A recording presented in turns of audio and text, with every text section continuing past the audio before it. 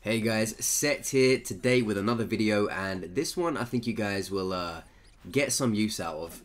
In today's video, as you can see, we're going to be looking at a player's match that was sent to me, and the guy's name is Traga, I believe. Very good player, knows what he's doing, and he just basically wanted to go to the next level. So this is from the perspective of a good player wanting to see how we can, improve and take his game to the next level. And so we're just going to analyze a few things that he does and just go from there, and hopefully you guys learn something. Hopefully he'll get what he wants from it, and yeah, it should be a pretty interesting video. But without any further ado, let's get into it. So I'm going to quickly scroll back here for a moment. So when my good friend here ran up on this fight, he did it pretty well. Came in with a chair. That's how I like to enter fights, especially third parties, because weapon priority gives you an extra bonus. There he is throwing the item from afar there, the crate, which is very good. This part right here is something that maybe can be worked on. So as you can see here, I've paused it where he's went for a grab, and the reason why that grab was quite detrimental is because if you check here, he wasn't really close enough to get anything going properly, and when he whiffed that, he started it off quite far away. So not only was the distance questionable, whether or not it was in line and it was going to hit if the guy didn't dodge is besides the point.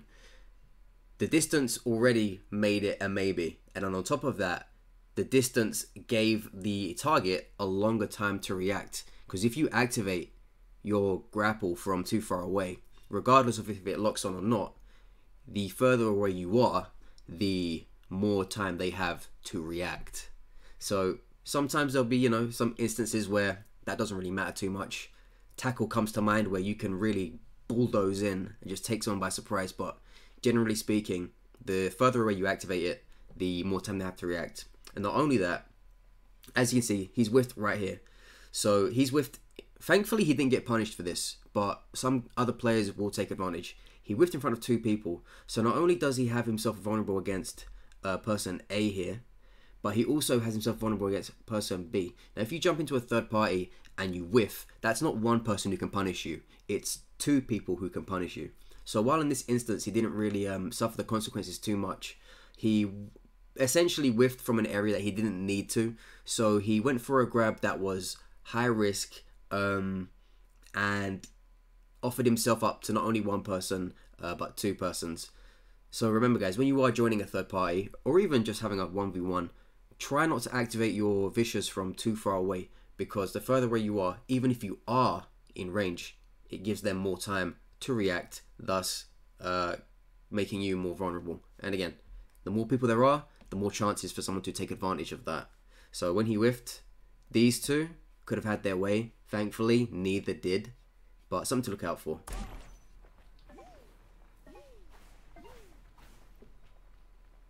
So again, with the chase, I always recommend chasing people you think are weak, or if you think they're a problem and you see an opportunity to get rid of them. The last thing you want to deal with is a 1v1 at the end with a very good player. Unless you're specifically looking for that, then maybe let them live till the end. But ideally, you want to take those people out if you sense they're in danger.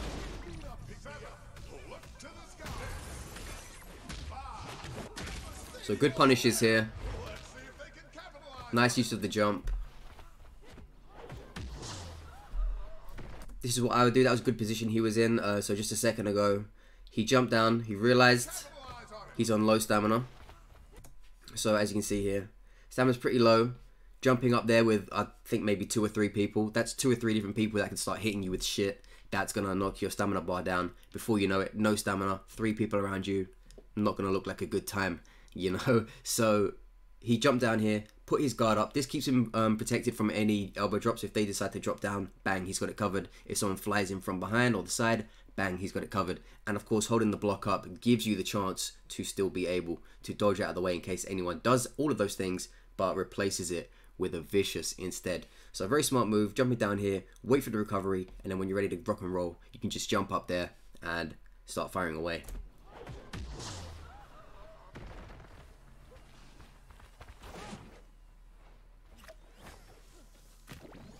Good grapple attempt, but of course, person dodged quite nicely.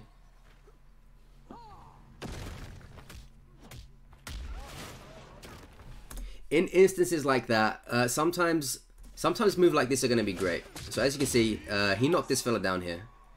My issue with this part is not that it's not a good move, just so that the guy was very, very aware of it. So as you can see, from this guy's perspective, he's only got one issue in this very point in time, and it's our friend here. So when he sumo slapped him off of the building and he fell down, in this guy's mind, he only has one target in mind, and that is, of course, this fellow right here. So when he knocked him down and he's laying down outside of the zone, he can probably see from his other angles whether or not he's safe. Now, there's probably nothing here that's bothering him, and there's probably nothing here that's bothering him. The only thing that is bothering him is at the top. So his eyes are going to be directly on this player here. So when he decided to follow up with an elbow drop, it was very, very predictable. And it's always why I say, don't elbow drop somebody unless, you know, you think they don't know you're there. Because when somebody knows you're above them, they always will have in the back of their mind, there's an elbow drop coming. I know some of you may say, that's not always true, Seth. They know I'm there and they still get it. Yeah, that may be true. But if we're talking high level play, you won't get away with that. And that's where the improvements really start to take shape. So when you are playing good players, or at least someone who you think has a clue about the game, always be sure to anticipate whether or not they know what you're trying to go for. In this distance, he has more than enough opportunity to see it coming and to prepare for it. Whereas if he got knocked down by someone else, maybe you can get that elbow drop because he's not looking in the direction. But to be knocked down by, you know, this guy here, and then to sit down and look up, he's going to see that coming the whole way.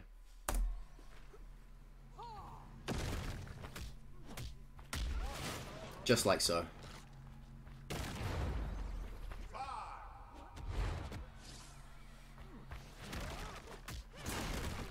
Now, this is a personal thing to me. I'm sure there's going to be some very good plays out there that might say, it doesn't bother me.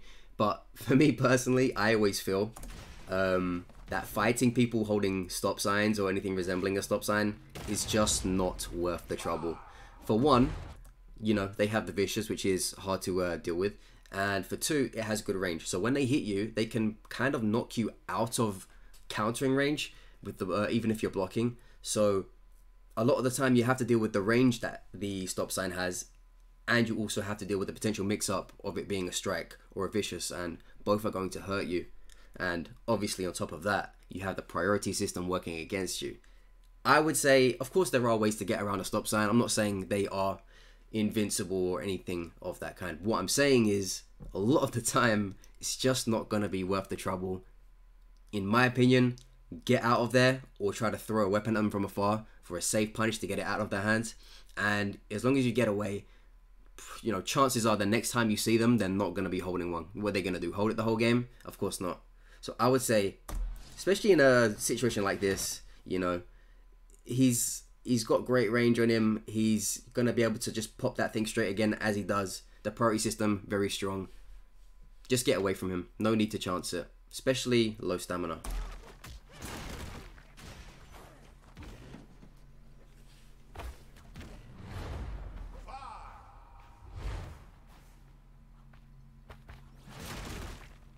And again, our friend there decides to play the same game.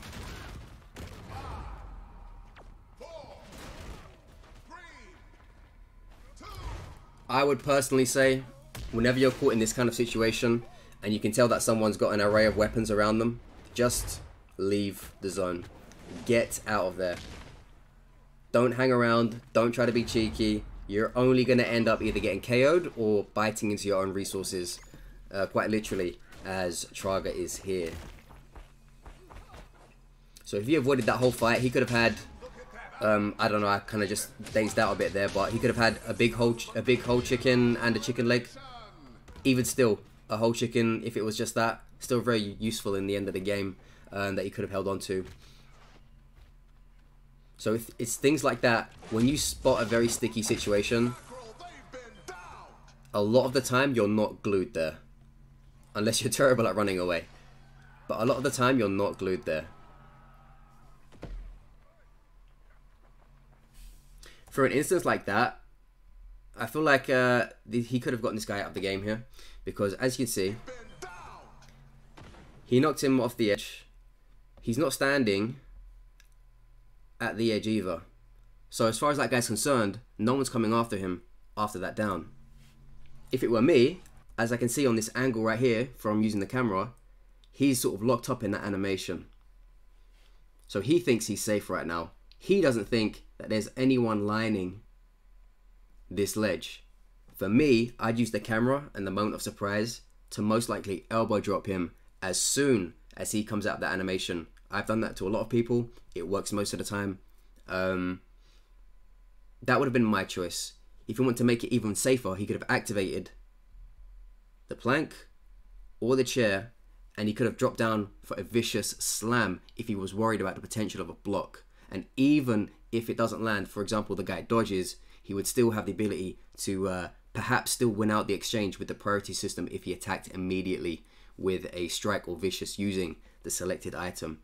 Could have put him in a very good spot to get rid of this guy right here, right now. And, you know, as you may see later on in the video, it probably would have helped him a lot if he did get rid of this guy right here, right now. And of course, forgetting about all of that, you could have still even jumped down and just vicious grabbed him if he was expecting any kind of elbow drop or slam anyway. So there are a few options you could have done there. Could have elbow dropped him straight after the down revive. Could have chair slammed him. Could have jumped down, hit him with the diamond crusher at the last second. Would have completely taken that guy out of the game. Very nice grab, something I do a lot. I love jumping down when somebody's climbing and meeting them halfway. That is a beautiful duo move if I've ever seen one. Duo moves, they're very nice to see in solo, because you know it's not supposed to happen a lot of the time. Again, great idea there, just didn't have the range he needed. And a very good idea right there too. You can always get a sense for how good your opponents are by what they fall for. So for example, that guy right there who we did it to, not to shoot down on him a little bit, but you know, a very good player would probably have expected something along those lines. So when you can hit those kind of moves, it a lot of the time gives you an indication of what you're dealing with, and you can approach the situation differently. There was a good opportunity there for a punish. Not sure if you guys saw it. This is why I always say it's so important for you to know what can be punished and what can be counter, and what might not be best going after. Every time you see something that you think you could have punished, make a mental note. Everything you do wrong that has been punished, make a mental note.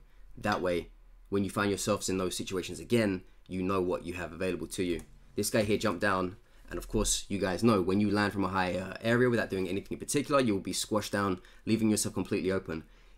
My friend here, he did not recognize that, which is, you know, a-okay, but it basically took away his opportunity to hit him in this state with either his diamond crusher or his sumo slap. He could have really taken whichever one he wanted. If he really wanted to be clever, he could have whipped out the plank, hit him with the plank vicious, and then followed up with the charged strike into super combination, which, as this guy is in super, might have even killed him on the spot. So there are many options, but again, that's just a matter of you recognizing quick enough what's available to you. Now, I can imagine maybe he was a bit hesitant. This guy's in super, don't want to whiff, don't want to make a bad mistake, but it was pretty free there. He was very clear, but that's just the matter of understanding from experience when something can be taken advantage of and when not. In this case, it was right there, but sadly he didn't take it and chose to dodge instead. You know, thankfully it didn't cost him an arm and a leg, but could have taken the other dude's whole body if he did react positively to that.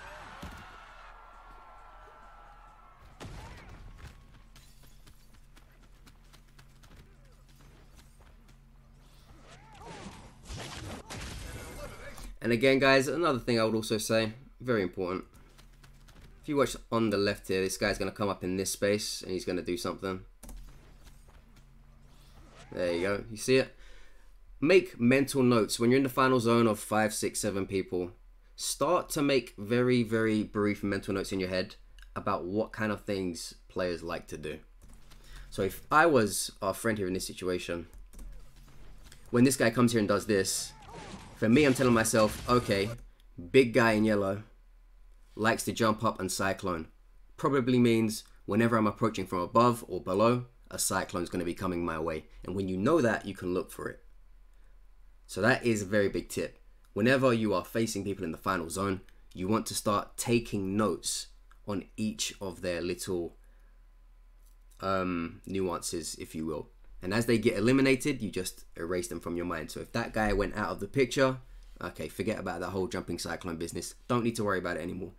But just look at each individual person left in the zone and then start figuring out what it is they like to do in situations that you're probably going to find yourself in. For example, if there was anybody watching our good friend here over the last 2 minutes, you know, seeing it in the background or having it done to them, they're going to know he loves to jump and kick you in the gut and then stone cold stun you. Whether you're climbing from a building, whether he's jumping up to meet your ankles, whatever it is he's doing, if someone was watching him do that, they'll say, hey, this guy jumps near me like Bugs Bunny. I know he's going to try and grab me.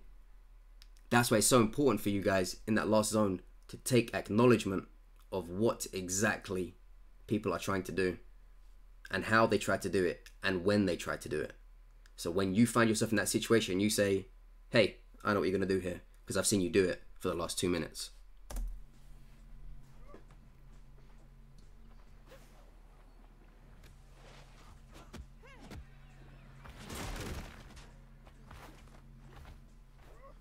So again, you guys probably know my position on that. I don't think approaching someone who's relatively good at the game while they hold a stop sign is worthwhile. Again, I think they just got too much range on you. The mix-up is just not worth it. I wouldn't mess with somebody holding a stop sign. Is there ways to do it? Sure. But in final zone especially, would rather let another guy take the heat for that. Let him take the risk. Or let this guy get bored and waste his stop sign either on yourself when you're blocking and you're breaking down the what do you call it? The structure of it. Or if he breaks it on the other guy, then you don't have to worry about it. Don't be the guy that takes the 500 or 600 odd damage in total, depending on what he decides to do. If he hits you with it once, then viciouses you, or he just takes 300 flat with the vicious. Don't be the guy that takes that sacrifice. It's just not worth it. And of course, when you are breaking somebody down that's trying to use meditation, as you can see, our friend here, meditating, you always want to make sure these guys aren't getting too happy with meditation because you never know just exactly how much health they've got and how much they're going to the top. But again, this is a sticky situation. You don't want to get too close to a guy with a stop sign unless you're very confident in your play style. And for me, it'd be a throwing weapon job. I'd not want to get near him, or I'd want to approach that with a weapon of my own. Our guy here has 2 weapons, and I think when you're going up against a weapon, or you're going up against a stop sign specifically, you probably want to have that in your locker just in case, because at the very least you can clash.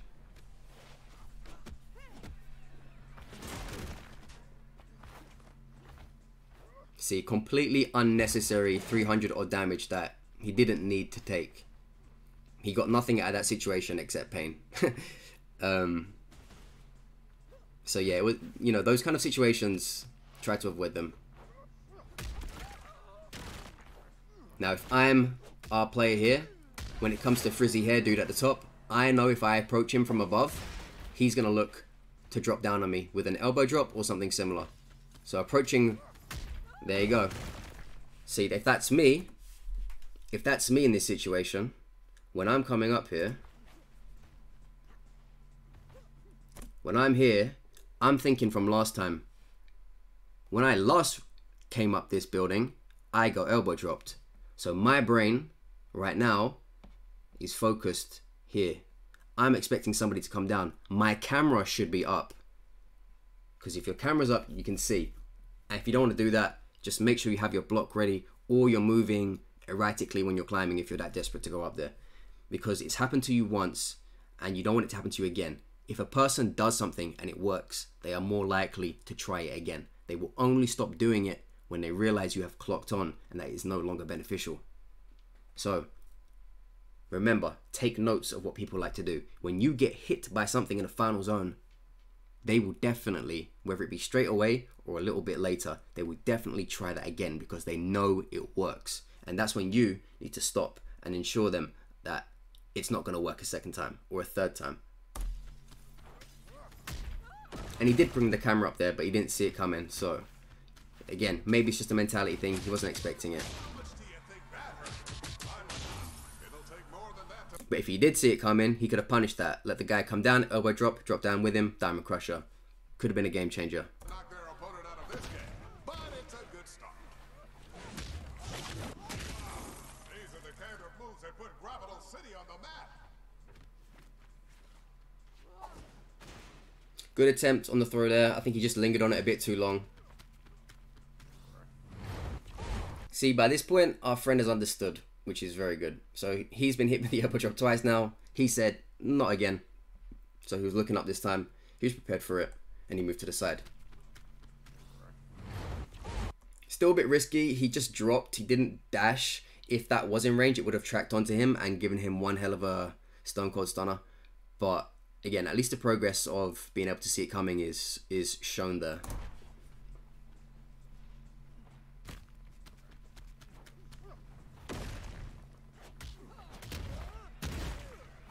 Good attempt at a punish, just didn't work out for him there. Always comes down to keep an eye on that third guy. Just always have some sort of awareness of him. This point, I think, is probably one of the biggest offenses that I've seen. So as you can see right here in this instance, we have a Anakin Skywalker versus Obi-Wan Kenobi style face-off at the top here. So these two have eyes for each other. And our friend down here is chilling, living the good life. And he has Meditazione. If I was him, I would either stay put, which is the more riskier thing, or I would probably bounce here to be out of sight, out of mind, or bounce here to be out of sight, out of mind. Both of these instances give him some measure of protection. From this angle, they'll find it hard to see him because of the tree. Obviously, if he stands like right here, that changes things. So our guy here wouldn't really see him too much down there. He's too focused on this fella up here anyway. This guy is too busy focused on him, and if he does look down, he will not be able to see the back area of this properly. So if our friend moves there, while these two are busy, which is a blessing in a three-man zone when two guys get so into each other, you want to let them have that attention. You want to say, by all means, go at it, especially if you have meditation. What he should have done here is come to this area and he should have chilled underneath, holding a finger on block just in case he heard movement come towards him. So if something sounded like an elbow drop coming, he could just tap it and block the elbow drop. Or if he felt like someone was moving in for a grab out of nowhere, he could have just dodged. And he would have been able to meditate and probably very likely gotten to about at least half health with how this progress would have moved on between the two of them. If he moves here, again, he has a measure of protection from this dude because he won't be able to properly see underneath this area down here. This guy might see him if he stays a bit too open, but as you can see, there's like a lot of space back here. Essentially, there's very good cover over here. This would probably be my choice of cover, this area. This one wouldn't be too bad either for reasons stated, but if it was for me, I'd jump over here, I'd hide myself up against the wall, I'd meditate, and I'd be listening out for any footsteps or elbow drop shouts or anything that seemed as if something was coming to my direction, while these two guys have to fight out their lives up there. So let's have a look what happens. What are you doing? Why are you doing that? Trigger, what you should have done here is A, you should have held on to that chair, because in final zones, if you haven't got an inventory full of chicken, weapons are very, very useful. You essentially threw away, a golden chalice there. I know it doesn't seem like it, green chair, 2 uses, whatever, dude. No. Those can be very useful. You can use it to throw it at someone to put them off balance. You can use it to throw them while they're trying to get back in the zone if they're a low number. You can use it to break their guard with the quick vicious and break down their stamina. You can just use it to beat them on the strike with the priority system. There are many things to do with an item or a weapon in a final zone. So you threw away some of your currency there for no reason. And not only did you do that, you also reminded these guys, oh yeah, there's a third guy here. And it's me. So now these guys have seen the chair come up. He's like, oh yeah, this guy exists. And he's like, oh yeah, this guy exists. So now these two who were about to have, you know, a Revenge of the Stiffs style showdown, they both now know, hey, I'm the third guy here, don't forget about me. When really, Mr. 72 health, you could have been chilling right there, or you could have been chilling right there, and you would have been, you know, regenerating like your name was Piccolo. So unfortunately, not only did you lose a weapon, you lost the element of being anonymous for a moment, which could have gotten you very valuable health back. So now, unfortunately, these guys are sort of clued up. You started to meditate, but by now it's kind of too little too late. And the problem is, you're meditating right here out in the open. And these guys can see you doing that. And you know what makes someone run towards you very quickly? Meditating. When people see you meditating, they say, he shouldn't be doing that. And they want to come over and stop it because they don't know how much health you're getting. I don't know if you're on 1 health or 1,000 health going up to 1,700. They don't know what's going on. So they want to make sure that they aren't being put in a bad situation. So when you're meditating out in the open like that, sooner or later, people are going to start making movements towards you. So now you only got, what, 400 odd health? When you probably could have gotten a lot more health, while they could have probably done a lot more damage to each other if you didn't throw your weapon up there.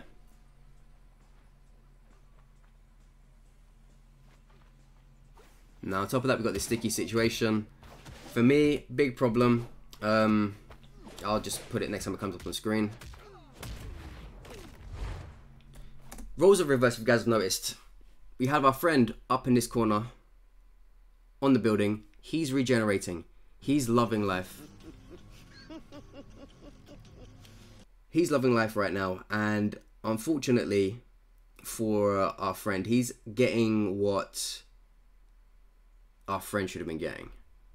Which is 2 guys having a fight, completely focused on one another, while health goes up bit by bit, free of charge, no problem at all.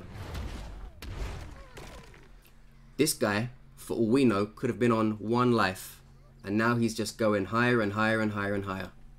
And by the time these guys start fighting again, he's probably going to be full health. The way he jumped over just like that, he's probably full health right now.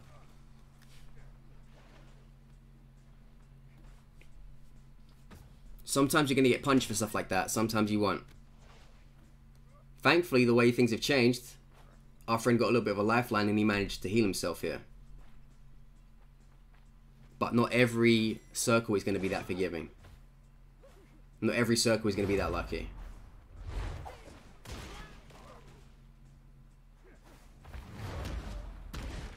So I think he DQs him with that. At that point, it's kind of interesting because you know for a fact you have a guy here with high health.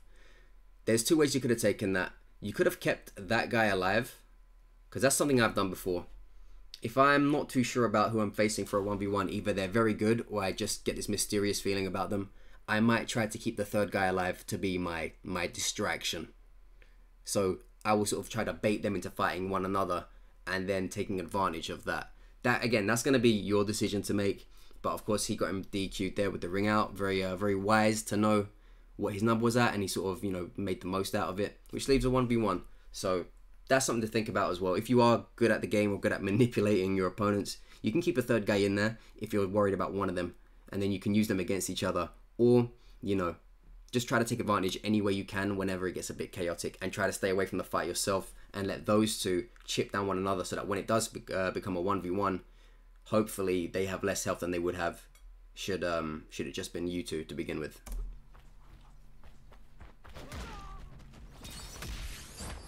So very well known, very good combo there.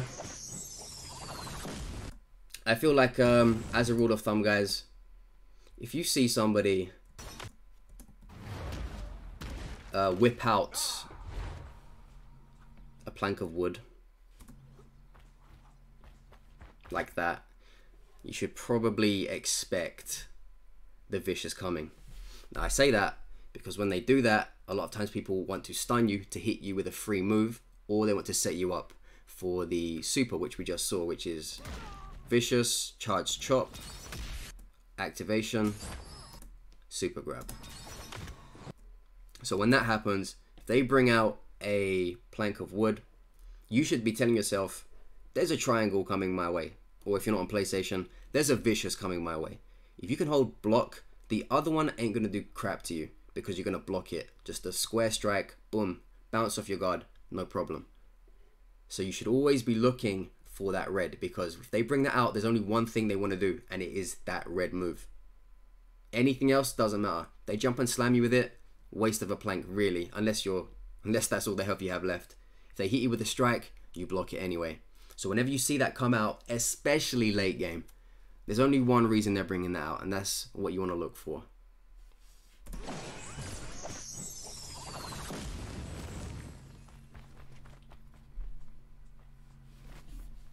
So of course, he does the same. Honestly, considering that, you know, our friend here literally just did that, I'm very surprised he fell for the exact same thing. He probably should have known the exact same thing was coming his way. But yeah, I guess sometimes you don't think about it.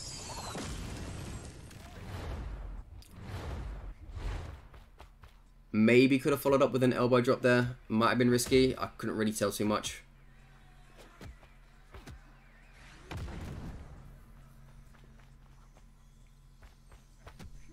So at this point, you sort of have a decision to make. There's like two different plays when it comes to people popping a super in front of you like this. If it's me, I'm avoiding him. I'm jumping on the tree. I'm jumping, you know, over here. I'm jumping on that tree. I might be climbing that building behind me for a bit. For me, with the way I play, I see this as a high risk, low reward situation. I don't want to get involved with the guy's super. Why would I? I, in my opinion, would like to evade him, as that's the best course of action, in my opinion, and I'll wait for him to ride it out. Then sure, he'll get more health back from it, but then he'll also have 0 meter, so he's got less shenanigans to work with. I can knock him out cleaner. So for me personally, I'd play Ring Around the Rosie with him. I'd go up on the tree, up on this tree, I'd climb up the building. I want to waste this dude's time. I want to frustrate him. I want to jump around a lot, and that's what I would do. Now, of course, the other side of the things, which sometimes I do, but, you know, not always, but many other players do, they'll stand and they'll fight. And they'll fight this guy in his super mode. And that's completely fine, especially if you're confident to do that.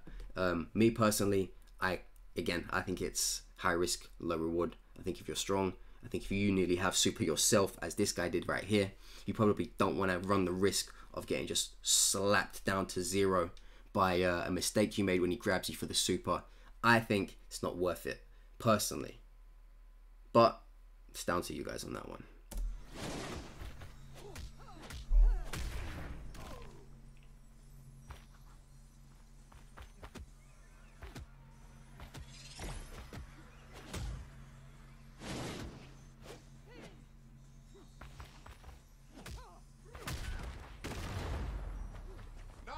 I say another thing to do, don't over dodge, especially if you know guys doing a lot of strikes. Like, this was pretty much a strike frenzy. You know, you have this guy here thinking he's in a Bruce Lee movie. Only thing he's doing is throwing hits. I'd say when you have someone in here that is only throwing hits over and over and over, don't dodge roll, because when you dodge roll, they can turn a failed chop into a successful second and third attack, which may open you up for things afterwards if you're not careful. And it will just chip away at your health anyway, which is not something you want. So I would say if you have someone like this guy here, you do not want to be rolling around the place like you're playing Dark Souls when all he is doing is just hitting your guard. Try to find something else. If he keeps hitting your guard, use your strike move if you have one. Punish it with a strike move that will take priority, knock him out of the way. And of course, I would say don't use a strike move that doesn't give you dodge frames. At least if you use sumo slap and he just randomly blocks, he's not going to be able to, well, he shouldn't be able to super grab you or whatever it is anyway, because you'll be able to have that roll. If you dolphin dive, you'll be able to have that roll. So I would say, you know, if you are going to do that, maybe mess around with a strike when they're trying to clash you or trying to break your guard, with something that you can actually dodge afterwards. Otherwise, you may find yourself in trouble.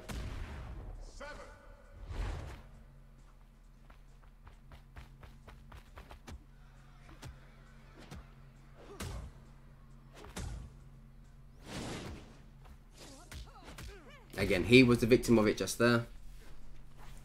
Dodging is so important in this game, guys, but dodging needlessly will put you in more trouble than if you probably weren't dodging at all for a bit. So as you can see, I think for me at this point, I'd definitely be hitting him with some super sumo slap. You probably would have gotten like about 10 off. Obviously, once you hit him with it once or twice, you'll stop making that mistake, but that could be all you need. I think he just did it there, so he eventually got it, but you know, he could have been working on it a lot earlier. So as you can see there, what I was talking about, he did the sumo slap, he activated super, and he still had the chance to dodge away from it. Thankfully, it wasn't locked onto him anyway, but it just goes to show that you can sort of dodge. And I would always recommend dodging behind someone because it sort of messes up with their camera. Whereas if you dodge away from someone, all they need to do is like take one or two steps forward, and then they're back in range to hit you while you're in your, you know, after dodge animation. But if you roll behind them, it takes a little bit more dexterity on how they move their keyboard and mouse or controller to get at you, and obviously the camera can screw them over more regularly than if you dodged right in front of them. So if you are going to dodge, you kind of want to dodge in the direction of them, so you end up behind them. But again, that's obviously if you find yourself in that situation.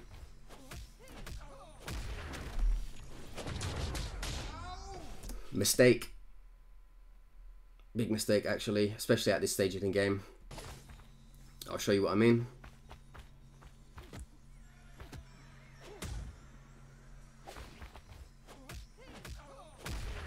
So that was great.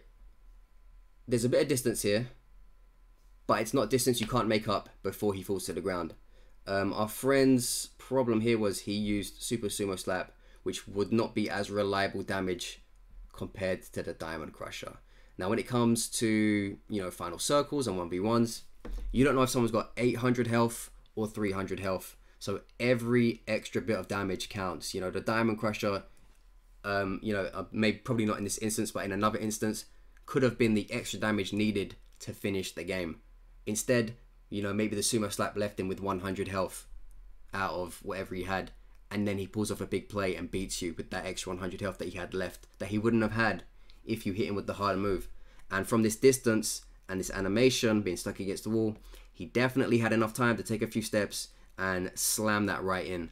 But unfortunately, he didn't, so there was like wasted damage gone there. Remember, if you have somebody stunned, don't just like press the first thing that comes to mind. Always go for the bigger option if you have it. Of course, if you don't think you can make it for whatever reason, don't do it. But if it's very clear that you can hit that, go for the bigger move when they're all splattered. Get the most damage possible. Someone's playing for keeps today.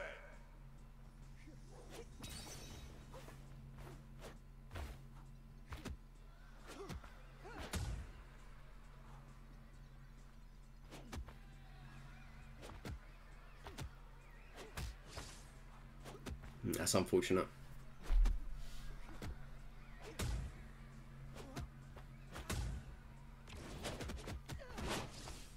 And the big thing as well, I would say, problem here is when you have this sort of, you know, clash fest, he already has maximum superstar.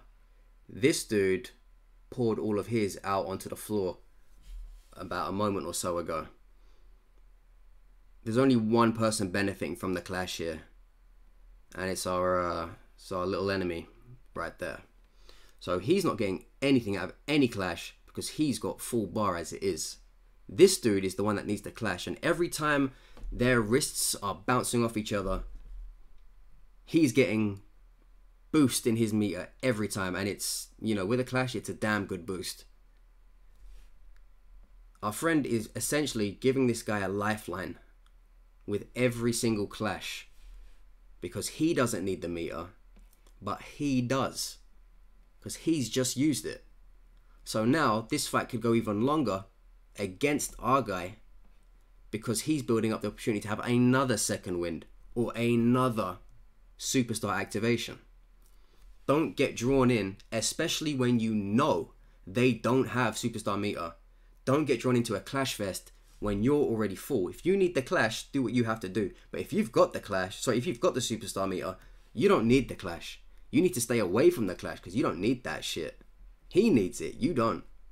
So don't fall into that mentality. Don't let him keep building that bar, because what he's looking to do here is get that meter back up pronto. He's probably already got it by this point after all of that. What you should be doing instead is creating distance. I don't want to clash anymore, step back. Or you start contesting those clashes rather than doing chop, chop, chop. Chop, okay, I know you like to clash, here's a sumo slap, boom. Or try to dodge behind them, mess up their combo, attack them while their back is turned. You just want to do anything but keep on giving clashes, especially when you have the upper hand. Because this guy, you know, that we're spectating, he has the superstar meter. But prior to all of that clash build up, he has a superstar meter. His opponent doesn't. You have to take advantage of that.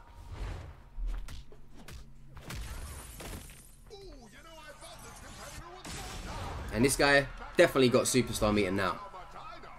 And he's just relaxing. Meditation. Big mistake there. He could have gotten the block. I don't know if he's losing the will to fight or he's just making mistakes. He's, you know, frustrated. I'm not too sure. But after that attack with the bat, his guard should have been up, or at least should have been expecting something coming his way. It's quite unfortunate, that one. Didn't need to give that away, but he did.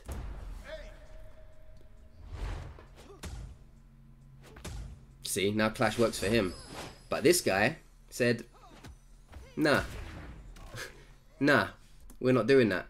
Did you see the way this guy, looking like he's about to do, you know, a breakdance move or something? As soon as he started to realize, you ain't got shit of this, why am I going to clash you and give you something when I've got my clash? He understood, hey, we don't need to keep clashing because I've got nothing to gain from it and you do. And I don't want you to win. So he stopped the clashes after he realized, hold on a minute, if this is going to keep on going, he's going to get another second wind, or he's going to get to do superstar as well. So he stopped it. Or at least that's what I assume the guy's brain said. And he did what I was telling our good friend to do right there as well. So he's understood you like a bit of clash. He goes, I ain't doing that again. And while you're trying to build clash because you need it now, and he is not the good Samaritan that you were by letting him build his up, he decided, I'm going to hit you with a priority move, which is his dolphin dive. So his dolphin dive beats your casual chop. Casual chop gets obliterated. You get knocked up. Not in that way. And then you get hit by the super. And if you guys noticed earlier, I did say Mr. Red Eyes here, he was going to be a problem later on. And you may regret not finishing him off when you had the chance to drop down on his head with an elbow drop or a chair smash or a diamond crusher when you knocked him off the building. And you could have finished him right there and then. And then this guy went on to win the game. That's why, guys, it's so important to finish people off that give you problems.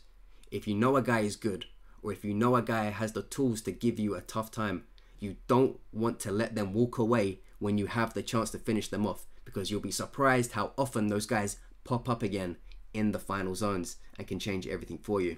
This guy wouldn't have even made it to the final zone if our good player here that we're spectating, thank you again for the video, if he wouldn't have even made it to this stage if after his first, or not his first down, but his down over previously in the game was chased down and eradicated. So remember, you know, anyone gives you a problem in this game, try to take them out any chance you get before the game gets too late. You don't want to deal with them when there's less distraction. You want to get rid of them while you have as much distraction to you available. So that's what I would say. Again, this is a very good player. Can't say the whole name, but say Trager. Trager knows what he's doing. As you can see, I think that's like 16,000 odd damage, if that's the damage area. He's a good player. He knows what's going on. But even myself, you know, we can all learn things that can make us better at the game. And it's all about, you know, finding out what decisions you should have made and applying them next time. Because remember, guys, the more you know what to do, the less wrong decisions you'll make. Because nobody makes the right decisions all the time. I don't make the right decisions all the time. Sometimes I make stupid decisions. But, you know, the more you know, the less likely that you'll make those bad decisions more often. So that's what you should really be going for. Yeah, very close game. Good try. I feel like you definitely could have won this, Trager, if you just, you know, applied a few different things. But, you know, better luck on the next one. And I'm sure after this video, you'll be looking at things a little bit differently.